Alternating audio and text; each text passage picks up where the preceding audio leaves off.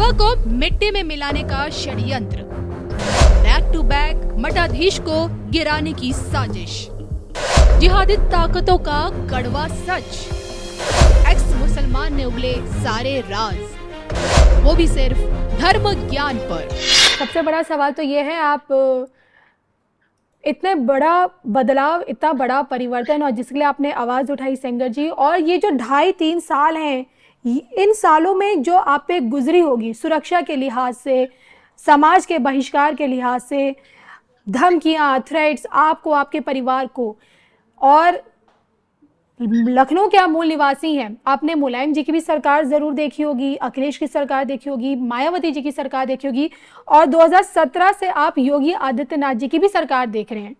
आपसे जानना चाहती हूँ, अगर आज योगी आदित्यनाथ सत्ता में नहीं होते तो क्या किसी और की सरकार में आज आप सुरक्षित होते? आप बताएं। देखिए, जो पिछली हुकूमतें आई जिनका आपने जिक्र किया, मेरा अपना मानना यह है कि चाहे वो कोई भी हुकूमत गैर भाजपाई जो रही, क्योंकि मुसलमानों का वोट, देखिए मुसलमान अब राजनीति से जुड़ा मामला है, मुसलमान किसी भी पार्टी का वोट बैंक नहीं है। अखिलेश कह दे मेरा वोट बैंक है, मायावती कह दे, कांग्रेस कह दे, बिल्कुल नहीं। मुसलमानों का वोट देने का तरीका सिर्फ ये है कि वो के जरिए भी जिहाद करते हैं। वो ये समझते हैं कि भारतीय जनता पार्टी एक हिंदू पार्टी है जी। वो ये मानते हैं, और इसकी वजह से हमें नुकसान हो रहा, यानी कि हमें भारतीय जनता पार्टी से जिहाद करना चाहिए। तो वो हर क्षेत्र में उस व्यक्ति को वोट देते हैं जो भारतीय जनता पार्टी को हराने के लिए टक्कर दे रहा हो। मान लीजिए किसी क्षेत्र में समाजवादी पार्टी भी लड़ रही है, कांग्रेस भी लड़ रही है, मायावती जी की पार्टी भी लड़ रही है, लेकिन वहां मान लीजिए समाजवादी पार्टी का कैंडिडेट या कांग्रेस कैंडिडेट टक्कर नहीं दे पा रहा है, उसको मायावती जी का कैंडिडेट टक्कर दे रहा है, तो सारा मुस्लिम वोट मायावती जी के कैंडिडेट को चला जाएगा। ये मुसलमानों का वोट देने का एक तरीका है। पिछली हुकूमतों में मुसलमानों को बहुत तेजी से बढ़ावा दिया गया, क्योंकि मुसलमानों के वोटों से बनी हुई हुकूमतें थी, और वहां पर मदरसे बहुत तेजी से बढ़ाए गए। जब मैं वक्फ बोर्ड का अध्यक्ष था तो 22,000 से ज्यादा मदरसे हमें मालूम था कि हो गए हैं। तो कुकुर मुत्ते की तरह मदरसों को फैलाया गया, गवर्नमेंट की छत्र छाया में वो मदरसे बढ़े, दीनी तालीम जिस तरह से उग्र बनाने के लिए दी जा रही थी वो दी, मस्जिदों को जमीनें दी गई, मतलब एक उनका फैलाव किया गया। अब वक्त था कि जिहाद के लिए लड़कों को तैयार करना और कश्मीर जैसा माहौल बना देना। मुसलमानों का एक खास तरीका यही है कि जब कमजोर होते हैं, कम होते हैं, तो वो सनातन धर्म के लोगों के साथ मिलकर उनके जैसा बिहेव करते हैं। ये मुसलमानों का एक, देखिए मुसलमानों में 2 नजरिए हैं, एक है तकैया, एक है जिहाद। तकैया उसको कहते हैं कि अगर तुम्हारी ताकत कम हो, तुम्हारी संख्या कम हो, तो तुम काफिरों के साथ मिल जाओ, उनके जैसे हो जाओ, बस अपने अल्लाह का दामन थामे रहो और बाकी उनके जैसे हो जाओ। जब तुम्हारी ताकत बढ़ जाए, तुम्हारी संख्या बढ़ जाए, तो उन काफिरों से जिहाद करो। ये 2 पहलू है, तकैया और जिहाद। तो तकैया ये होता है कि जो आज मैं खुले तौर पे कहता हूं कि उत्तर प्रदेश का मुसलमान, क्योंकि आज योगी जी की सरकार है, तो तकैया कर रहा, डरा हुआ है, क्योंकि उसके जो नाजायज इरादे, जायज इरादे, अगर तुम्हारे राष्ट्र के लिए, प्रदेश के लिए, समाज के लिए अच्छे इरादे हैं तो उसका कोई विरोध नहीं करता, ना करेगा। लेकिन अगर नाजायज इरादे हैं तो वो चीज जो फैला हुआ, तो जब ताकत इनको धीरे धीरे मिलने लगी तो एक पोजीशन ये आ गई कि अब उत्तर प्रदेश में वर्चस्व इनका कायम हो जाएगा। वहां पर यह हुआ कि वहां सरकार बदल गई, योगी जी की सरकार आ गई। अब इनका पूरा प्लान फेल हो गया। आज मुसलमानों के साथ योगी जी की सरकार में कोई जुल्म हो रहा? जो गलत एक्ट कर रहा है, जो ज्यादती कर रहा है, चाहे वो हिंदू हो या मुसलमान, कानून सबके लिए बराबर है और सबके लिए काम हो रहा है। लेकिन जो जिहादी मूवमेंट थे वो एकाएक ही थम गए।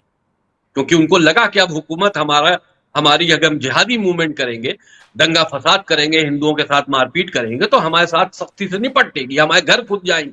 सबसे ज्यादा खौफ तो योगी जी के बुलडोजर से पैदा हो गया।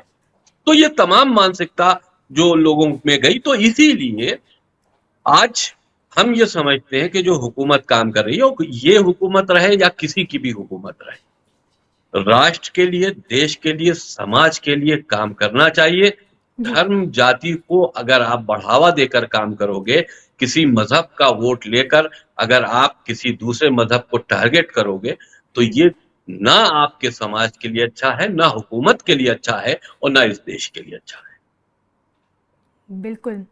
हाल फिलहाल में आपकी एक तस्वीर काफ़ी वायरल हुई सोशल मीडिया में, आपके पीठाधीश्वर धीरेन्द्र शास्त्री जी के साथ, और आपको भी मालूम है कि हिंदू राष्ट्र की मांग वो एक लंबे समय से करते आए हैं और अब एक यात्रा वो बड़ी लंबी निकाल रहे हैं, और उस यात्रा में जो वो यात्रा निकाल रहे, हिंदू एकता का नाम दिया है।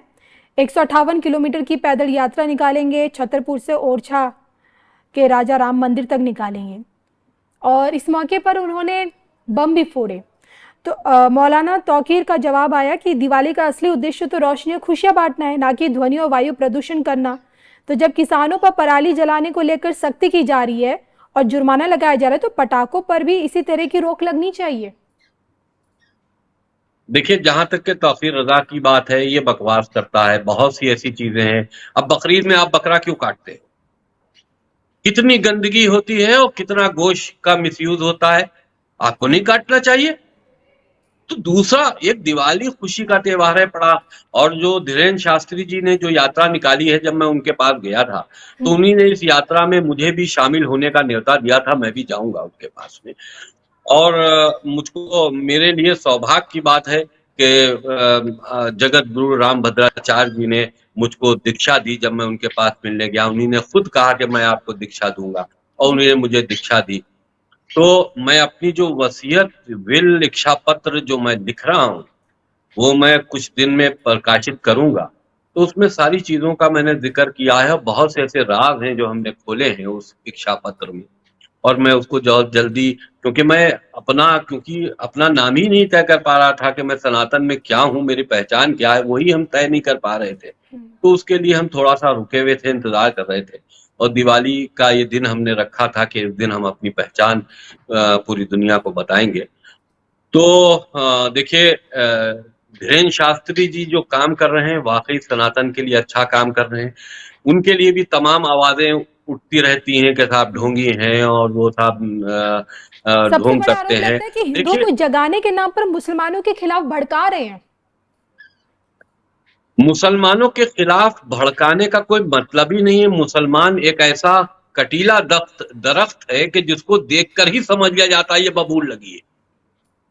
तो इस पे भड़काने की बात क्या है? वो मुसलमानों का चरित्र, जिस तरह का उनका बिहेव है, जब वो करते तौकीर रजा या ओवैसी जैसे लोग बोलते हैं तो पता चल जाता है कि ये मुसलमान है। अभी इनको उस्काने की क्या जरूरत है, ये तो खुद ही उग्र है। तो उनको देखकर, उनके अल्फाजों को देखकर ये इस बात का एहसास हो जाता है कि वो समाज के लिए वो बबूल का पेड़ है जो कांटों से लदा हुआ है। तो धीरेन्द्र शास्त्री जी अगर अपनी समाज की, सनातन की सेवा कर रहे हैं, हिंदू राष्ट्र की बात कर रहे हैं, तो वो हिंदुओं के लिए काम कर रहे हैं। और जाहिर सी बात है कि जो कट्टरपंथी मानसिकता रखने वाले जो मुसलमान हैं, जो उनके मुल्ला हैं, वो कभी नहीं चाहते कि हिंदुओं के लिए कोई आगे बढ़े या हिंदुओं को जागरूक करे या हिंदुओं को इकट्ठा करे। वो कभी नहीं चाहते। तो कहीं ना कहीं वही चीज है कि बात को कमजोर करने के लिए कुछ ना कुछ उसमें ऐब लगाकर ऐसी टिप्पणी कर दो कि उस मिशन को कमजोर किया जा सके। अब धीरेन्द्र शास्त्री जी की जो यात्रा है उसको जाके रोक तो नहीं सकता ना तौकीर।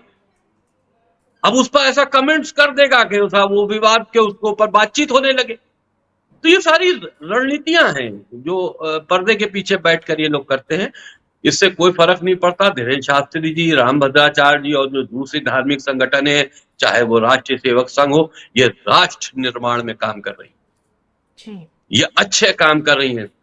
भारत को बनाने में, एक उजड़े हुए भारत को जो इन लोगों ने लूट लूट कर भारत को बर्बाद कर दिया था, भारत को बनाने में जो हुकूमत है, चाहे वो योगी जी की हो, चाहे प्रदेशों में दूसरे मुख्यमंत्रियों की हो या देश के प्रधानमंत्री नरेंद्र मोदी की हो, ये एक ऐसी हुकूमतें हैं जो वाकई देश के लिए काम कर गई।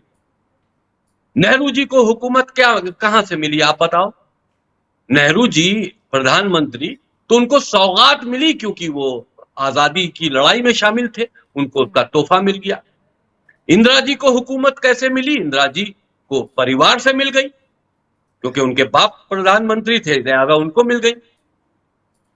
लेकिन अगर आज की तारीख में कोई प्रधानमंत्री है और देश दुनिया में उसकी बात सुनी जाती है, लोग उसमें सुनने में चाव रखते हैं, वो चाहते हैं कि भारत के प्रधानमंत्री की बात सुनी जाए, विश्व में कहीं भी जाए, या हमारी देश की जो ताकत है जिस तरह से बढ़ रही है, तो नरेंद्र मोदी जी की जो प्लानिंगें हैं उसके तहत बढ़ रही है ना। हमको तो देश के लिए सोचना चाहिए, कौन आदमी देश के लिए काम कर रहे हैं, इसलिए हम उनको चाहते हैं। योगी जी प्रदेश के लिए काम कर रहे हैं, या योगी जी जैसे और मुख्यमंत्री, चाहे वो किसी पार्टी के लिए हो, लेकिन अगर देश अपने प्रदेश के लिए, अपने समाज के लिए और कानून को स्थापित करने के लिए अगर कोई पहल कर रहे हैं, अच्छे काम कर रहे हैं, तो हमें उनका समर्थन करना चाहिए। और जहां तक के धार्मिक बातें हैं, तो जो हमारे सनातनी धर्मगुरु हैं, वो सब धर्म के लिए काम कर रहे हैं और करना चाहिए।